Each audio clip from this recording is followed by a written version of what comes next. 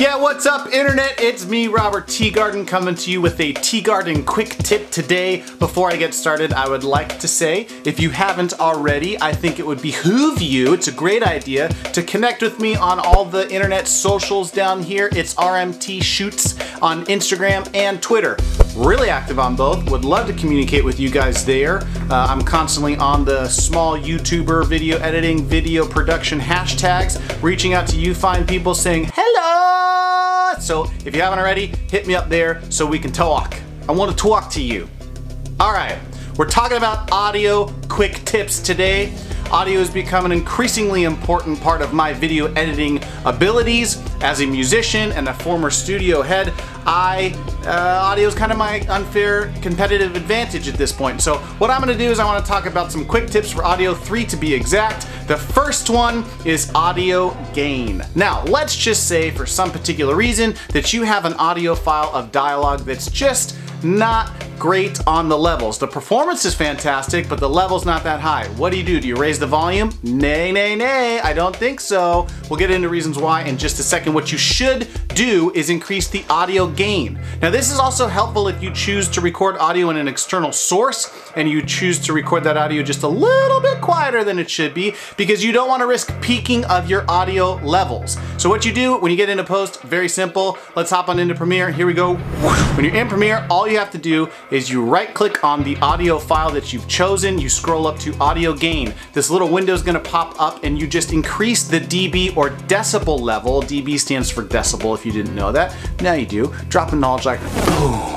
So you increase the dB level. I usually go 5-6 dB increase. That seemed to be just fine. I pop back in, you'll see on the bottom, what we saw was the waveform just increased in size. That's because we raised the whole gain of the entire audio file like that. Now, why don't we increase the volume, but we increase the gain? Now, the way to think about this is increasing the gain is a way to increase the level that you would then mix with volume later. So you're literally just making the actual performance, the actual audio file bigger rather than just raising the volume up inside. You risk kind of peaking levels and making things sound muddy and gross. So audio gain is the best way to do it. That's number 1 in the books. Number 2, synchronization of your multiple audio tracks. Let's say that you have on-camera audio and you also have an outside source audio and you want to mash those two things together and make them one luscious sounding audio, which would mean that you would just delete the on-camera one afterwards. This used to take a long time. You'd either have to manually go in and drop in these clips, and by using the command and arrow functions you can tap over multiple frames and move the audio back and forth. Make sure that you got the audio waveforms lined up perfectly so there wasn't a weird echo and you didn't have this weird kung fu movie thing where your mouth moves where the words aren't coming out of your mouth. Did that work? I don't know if that worked. Did it work? Tell me. Did it work? What you would also do is you could download and pay for programs that did that for you. I think the most popular one is Pluralize, and that's about 200 bucks. Now it does a magnificent job of matching up all the different audio clips that you have into the primary one that you're supposed to use by synchronizing it. But in 2017, 2018 versions of Premiere Pro, we had a synchronize function just dropped into the program, and it was blowing minds, people, blowing minds. It's super easy. This is how you do it.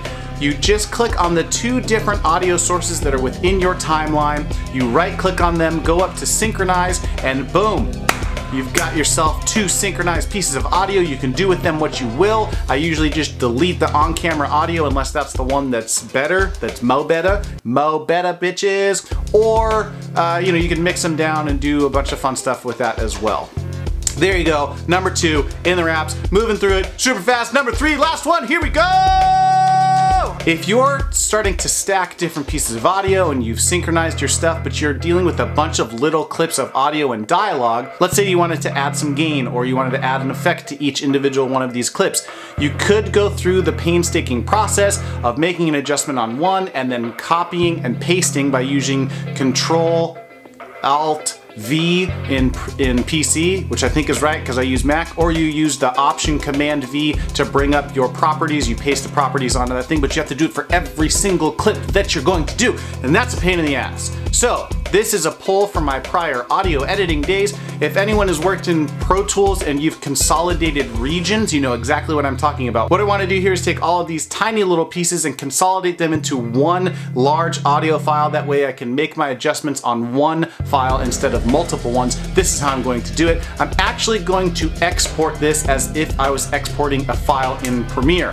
What I do is I hit Command M, or I go into File, Export Media, and then all I have to do when the export window pops up is just uncheck the video portion. So now all I'm going to be left with is just exporting audio. And then again, what would make my life a little bit easier, even though I don't have to do this, is I'm going to import this audio file, this exported audio file, back into my project.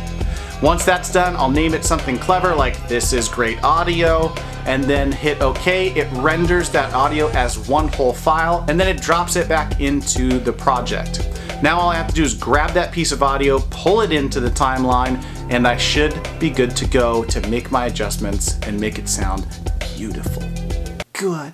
You sound so beautiful. Alright guys, that's all I have. A Teegarden quick tip on audio. Hopefully this helps you. If it did, might I ask that you press that like button? And if you haven't already, would you be so kind as to hit that subscribe button? Don't forget to reach out to me on all of the socials, RMT Shoots. This is Robert Teegarden with a quick tip tutorial, Teegarden quick tip tutorial. And now I'm just rambling, so I'm gonna be out this motherfucker. Here we go. 1, 2, 3.